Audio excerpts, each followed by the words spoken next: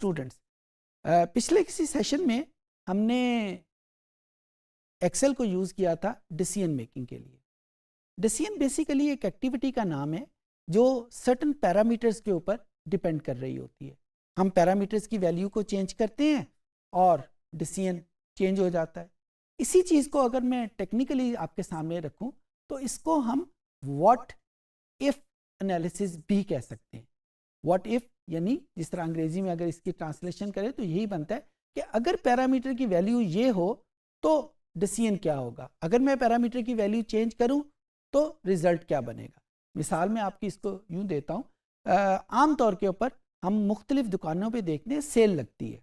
Cell क्यों लगती है? एक टेक्स्ट बुक अगर उसकी रीज़न दी जाए तो यही दी जा सकती है कि दुकान में कुछ माल पड़ा हुआ था, सीज़न में जो माल बिकना था बिक गया, अब जो सीज़न के बाद माल बाकी है उसको वो डिस्काउंट प्राइस के ऊपर बेच देते हैं। तो अगर मैं ये डिसीजन करना चाहूँ कि कितना माल बिके तो डिस्काउंट के ऊपर कितना मुझे ऑफ़र करना चाहिए, 10% डिस्काउंट करना चाहिए, 20% डिस्काउंट करना चाहिए, कितना डिस्काउंट करना चाहिए ताकि मेरे पास प्रॉफिट की मार्जिन सेम रहे। सो अब ये देखें मेरे पास रिक्वायरमेंट क्या है कि मैं प्रॉफिट की मार्जिन को सेम रखना चाहता हूँ या एक सर्टन थ्रेशोल्ड से ऊपर रखना चाहता हूँ, लेकिन मुझे ये नहीं पता कि उस प्रॉफिट के लिए मुझे कितने माल को डिस्काउंटेड प्राइस पे बेचना चाहिए, कितना डिस्काउंट देना चाहिए, कैसे ये चीज़ें होंगी। ये वो एनालिसिस हैं। ये मैंने आपको मिसाल के तौर के ऊपर एक सिचुएशन आपके सामने दी है कि कैसे हम ये एक्सेल को यूज़ करेंगे कि वैल्यूज़ चेंज करें उन पैरामीटर्स की तो डिसीजन की वैल्यू क्या होगी, जिसको हम टेक्निकली ज़ुबान में व्हाट इफ एनालिसिस कह सकते हैं। तो आइए कंप्यूटर पे चलते हैं और देखते हैं कि एक्सेल में व्हाट इफ एनालिसिस कैसे परफॉर्म होता है। जी स्टूडेंट, ये एक सिनेरियो आपके सामने मैं रख रहा हूँ, हाइपोथेटिकल सिनेरियो है और ये शो कर रहा है कि किसी एक दुकान में 400 आइटम्स उसके पास मौजूद हैं और उसकी पर आइटम प्राइस जो है वो 1500 है। और यहाँ पे आप देख रहे हैं कि मैंने करेंसी PKR लिखी है। उम्मीद है कि आपको याद होगा कि हम ये करेंसी कैसे लिखते हैं। सिर्फ याद दहानी के लिए ये वाला बटन जो है ये हम इस्तेमाल करते हैं करेंसी को अपनी मर्ज़ी की करेंसी में कन्वर्ट करने में।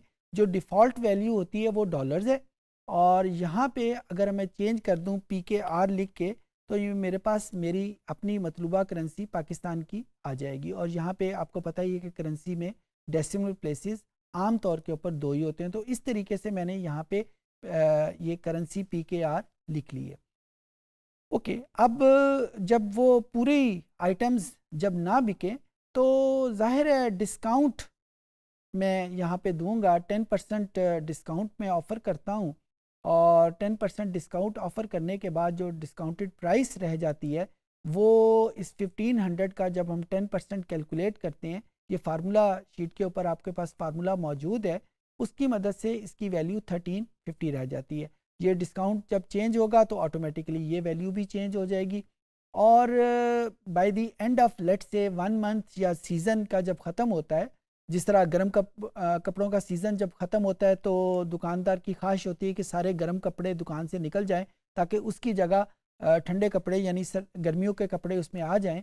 तो वो मैनेज कर पाया है सिर्फ 200 आइटम्स को सेल करने में। जाहिर है जब 200 आइटम सेल करें तो टोटल आइटम अगर 400 थी तो बाकी जो हैं वो 200 रह गई। 200 तो उसने एक्चुअल प्राइस के ऊपर बेची हैं और जो बाकी 200 हैं वो जाहिर है उसको डिस्काउंटेड प्राइस पे बेचनी पड़ेंगी जो, और इन सब को मिला के by the end of the day जो उसका प्रॉफिट होगा वो यहाँ पे नीचे लिखा हुआ है। अब यहाँ पे मैं ये देखना चाहता हूँ कि अगर ये टोटल आइटम्स सोल्ड चेंज हो जाएं, मैं 200 की जगह कोई और वैल्यू रख दूँ तो ये प्रॉफिट कैसे चेंज होगा। 200 की बजाय 300 हो जाए, 400 हो जाए तो ये प्रॉफिट कैसे चेंज होगा। इसको मैं यहाँ पे डेटा का बटन प्रेस किया। डेटा के मेन्यू में मेरे पास एक आइकन व्हाट इफ एनालिसिस का मौजूद है। इसको जो ही मैं क्लिक करूँगा 3 डिफरेंट किस्म की ऑप्शन मेरे पास आएंगी और सिनेरियो मैनेजर हम इसको क्लिक करेंगे और यहाँ पे हम एक नया सिनेरियो ऐड करते हैं और इसका नाम हम रख देते हैं T1।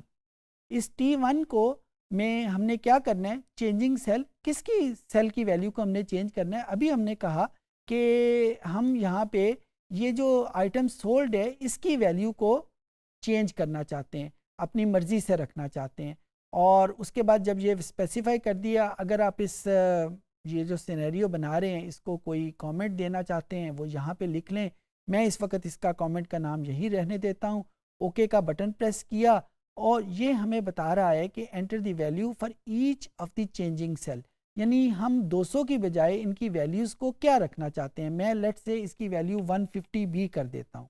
अभी आपके सामने आ जाएगा कि ये जो वैल्यूज़ मैं डिफरेंट कर रहा हूँ ये क्यों कर रहा हूँ। जब इसकी आउटपुट सामने आएगी तो आपके सामने आ जाएगा। ये 150 की वैल्यू लिखी, इसको मैंने ऐड कर दिया, इसका नाम मैं T2 रख देता हूँ। इसको ओके का बटन प्रेस किया, एक और वैल्यू लेट से मैं यहाँ पे इसकी वैल्यू 300 रख देता हूँ, इसको भी मैंने ऐड कर दिया, इसका नाम मैंने T3 रख दिया, इसको ओके किया। और जब ये सारा काम हो गया तो ओके का बटन प्रेस किया। ओके का बटन प्रेस करने के बाद ये जो आखिरी ऑप्शन है जिसमें लिखा हुआ है समरी, इस समरी को क्लिक करने के बाद अब ये हमसे पूछ रहा है कि जो रिज़ल्ट हैं वो कहाँ पे लिखे हुए, यानी ये जो वैल्यूज़ चेंज होंगी वो चेंज होके उसके रिज़ल्ट कहाँ पे रिफ्लेक्ट होंगे। जाहिर है ये वैल्यूज़ जब चेंज होंगी तो इसके रिज़ल्ट इस प्रॉफिट वाली वैल्यू के ऊपर शिफ्ट होंगे। यहाँ पे हम इस प्रॉफिट वाली वैल्यू का एड्रेस यहाँ पे लिख देते हैं। ये जहन में रहे कि रिज़ल्ट सेल में लाजमी तौर के ऊपर कोई ना कोई फार्मूला ज़रूर लिखा होना चाहिए, कोई एक वैल्यू नहीं लिखी होनी चाहिए। जिस तरह ऊपर मैंने 400 वैल्यू लिखती थी, नीचे 1500 उसकी प्राइस लिखती थी, तो यहाँ पे मैंने किसी फार्मूले की मदद से नहीं लिखी थी, बस वैसे ही इसकी वैल्यू लिखती थी। तो यहाँ पे लाजमी तौर के ऊपर कोई फार्मूला होना चाहिए, जिस तरह यहाँ पे आप एड्रेस बार में देख रहे हैं कि इसका एक फार्मूला लिखा हुआ है। जो ही मैं इसको ओके का बटन प्रेस करूँगा तो आप देखें जो वैल्यूज़ मैंने उसको दी थी, T1 की वैल्यू 150, T2 की वैल्यू 300, T3 की वैल्यू 300, और इन सब के ऊपर जो प्रॉफिट आ रहा है वो हमें इसने बता दिया है कि इसका प्रॉफिट क्या होगा।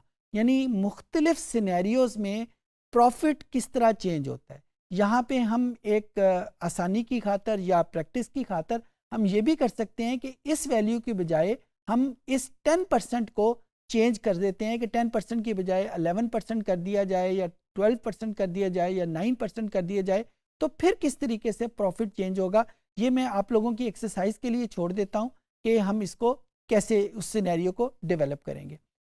तो अब मैं यहाँ पे देखना चाह रहा हूँ कि मेरा अगर गोल 500,000 हो यहाँ पे, तो मेरा ये डिस्काउंट रेट कितना होना चाहिए।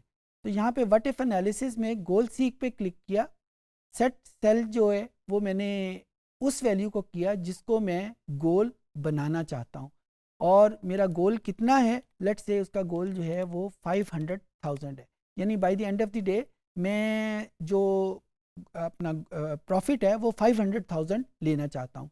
किस वैल्यू को चेंज करने के, अब मैं इसकी वैल्यू को डिस्काउंट रेट कर देता हूँ कि 500,000 का अगर मैं गोल बनाऊँ तो मेरा डिस्काउंट रेट कितना होना चाहिए। इसको ओके का बटन प्रेस किया तो ये हमारे पास इसने आंसर दे दिया कि 33% डिस्काउंट रेट अगर मैं ऑफ़र करूं तो मेरे पास जो प्रॉफिट है वो 500,000 आ जाएगा। मुख्तलिफ वैल्यूज़ हम यहाँ पे करते जाएं। पहली एग्जांपल में हमने आइटम सोल्ड को किया चेंज करने के बाद, और सेकंड एग्जांपल में मैंने डिस्काउंट रेट को किया। आपके जहन में ये होगा कि ये तो सिर्फ एक वैल्यू आपके सामने आई है, कोई एक पूरा टेबल अगर हमारे सामने आ जाए जिसमें मैं डिस्काउंट रेट की मुख्तलिफ वैल्यूज़ हों और मेरे पास मुख्तलिफ उसके प्रॉफिट मार्जिन कैसे आएंगे, तो उसके लिए यहाँ पे व्हाट इफ एनालिसिस का जो थर्ड डेटा टेबल का एक ऑप्शन है उसको हम यूज़ करेंगे। लेकिन उसके लिए मैं सबसे पहले वो जो डिस्काउंट रेट है वो बना लेता हूँ। फॉर एग्ज़ाम्पल मेरे पास पहली वैल्यू जो है वो मैं 10% रख लेता हूँ। उसके बाद दूसरी वैल्यू को करने के लिए मैंने कुछ फंक्शंस जो हैं जो हमने पहले सीखे थे वही यूज़ करूँगा। जो फिल का फंक्शन हमने यूज़ किया था, आपको याद होगा सीरीज़ में हमने यूज़ किया था, और यहाँ पे मैं इसको 10 या 5% का डिफरेंस दे देता हूँ कि हर स्टेप वैल्यू जो है वो 5% हो। तो अब ये देखें, ये मेरे पास मुख्तलिफ प्रॉफिट मार्जिन आ गए। अब यहाँ पे मैं पहली वैल्यू, यही वैल्यू जो लिखी हुई है, इसको यहाँ पे लिख देता हूँ T6। अब क्या करूँगा, अब सबसे पहले इसको मैंने शेड कर लिया, और जब शेड करते वक्त जो वैल्यू मैंने यहाँ पे लिखी थी उसको लाजमी तौर के ऊपर इसमें शामिल करना है। इसको शेड करने के बाद मैं data, what if analysis, data table, और यहाँ पे रो इनपुट सेल या कॉलम इनपुट सेल, यहाँ पे देखें मेरे पास जो डेटा है वो कॉलम की सूरत में गिवन है, तो मैं रो यूज़ नहीं करूँगा बल्कि मैं कॉलम यूज़ करूँगा। अगर मेरे पास ये जो गिवन डेटा है, कौन सा गिवन डेटा, जिसमें मैंने मुख्तलिफ डिस्काउंट रेट दिए हुए 10%, 15%, 20%, अगर ये एक रो की सूरत में गिवन होते तो यहाँ पे मैं रो इनपुट सेल यूज़ करता। यहाँ पे मेरे पास क्योंकि डेटा कॉलम की सूरत में है, लिहाजा मैं ये इंफॉर्मेशन जो है वो कॉलम यूज़ करूँगा। अच्छा, कॉलम ये कौन सी वैल्यूज़ है, ये यहाँ पे मेरे पास डिस्काउंट रेट मौजूद है, तो इसका एड्रेस मैंने उसको दे दिया कि ये इंफॉर्मेशन जो यहाँ पे चेंज हो रही है वो मेरे सिनेरियो में यहाँ पे मौजूद है। दूसरे मानों में मैं आपको ये कह रहा हूँ कि जब हम डेटा टेबल डेवलप करेंगे तो ये सिनेरियो पहले से हमारे पास मौजूद होना चाहिए, जहाँ पे हमारे पास जो इंफॉर्मेशन है वो लिखी हुई हो। ओके का बटन प्रेस किया तो अब आप देखें कि ये हमारे पास इंफॉर्मेशन मुख्तलिफ डिस्काउंट रेट के ऊपर जो मुख्तलिफ प्रॉफिट हैं वो हमारे सामने लिखे हुए आ गए। और इसको जब मैं करेंसी में चेंज करना चाहूँ तो इसका बहुत आसान तरीका है कि मैं इसका फॉर्मेट जो है वो कॉपी कर लेता हूँ ये फॉर्मेट पेंटर से, और इसको मैं जब इस तरह किया तो ये मेरे पास फॉर्मेट पेंटर होके ये मुख्तलिफ डिस्काउंट रेट के ऊपर क्या क्या हमारे पास प्रॉफिट आ रहे वो हमारे पास आ गए। तो ये व्हाट इफ एनालिसिस जो है ये 3 डिफरेंट किस्म की ऑप्शंस हमें प्रोवाइड करता है। सिनेरियो मैनेजर सिर्फ हमें डिफरेंट सिनेरियोज क्रिएट करने में मदद करता है कि हम डिफरेंट सिनेरियोज क्रिएट करेंगे, जिस तरह यहाँ पे आइटम सोल्ड डिफरेंट हों तो प्रॉफिट किस हिसाब से चेंज होता है। गोल सीक उसका रिवर्स एक्शन हमें प्रोवाइड करता है कि अगर हमारे पास गोल पहले से मौजूद हो और उसके मुताबिक उसके पैरामीटर्स कैसे चेंज होंगे, उसको हम कैसे अचीव करेंगे, उसको गोल सीक कहते हैं। और डेटा टेबल हमें एक कंप्लीट पिक्चर जिसमें रेंज ऑफ वैल्यूज़ मौजूद हैं उसी चीज़ के जिसको चेंज करके हम जो डिसीजन है फैक्टर चेंज होता है उसको हम अचीव करेंगे। तो ये 3 डिफरेंट ऑप्शन है जिसको हम यूज़ कर सकते हैं। इस सेशन में हमने देखा कि एक्सेल में हम व्हाट इफ एनालिसिस कैसे परफॉर्म करेंगे। व्हाट इफ एनालिसिस जैसे आपने देखा कि हम पैरामीटर्स की वैल्यूज़ चेंज करते हैं और फिर हमें एक्सेल अपने फार्मूला को, अपने फंक्शंस को यूज़ करते हुए बता देता है कि डिसीजन जिस एक्टिविटी को कहते हैं उसकी वैल्यू क्या होगी। ये बहुत यूज़फुल फंक्शन है, बहुत जगह पे इस्तेमाल होता है। एग्जांपल मैंने सिर्फ एक सिनेरियो की दी है, इसको फर्दर सिनेरियो भी डेवलप किए जा सकते हैं। उम्मीद है चीज़ें आपको समझ आ गई होंगी।